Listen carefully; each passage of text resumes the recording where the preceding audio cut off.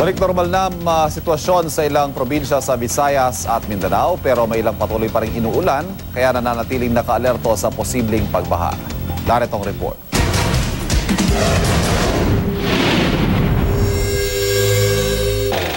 Sa Sultan Kudarat naka-alerto ang lokal na pamahalaan at mga rescuers sa pagtaas ng tubig dulot ng malakas na pag-ulan.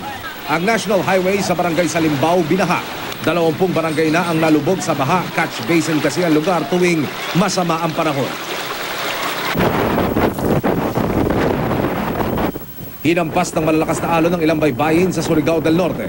Nakaranas din ng blackout sa lugar pero agad nakumpuni ang mga linya ng kuryente at naibalik ang supply. Balik normal na ang sitwasyon sa Misamis Occidental. Ang may 500 pamilyang nagsilikas, nagsiuwian na sa kanilang mga tahanan. 2 ang naitalang patay sa lalawigan dahil sa pagkagupit ng bagyo.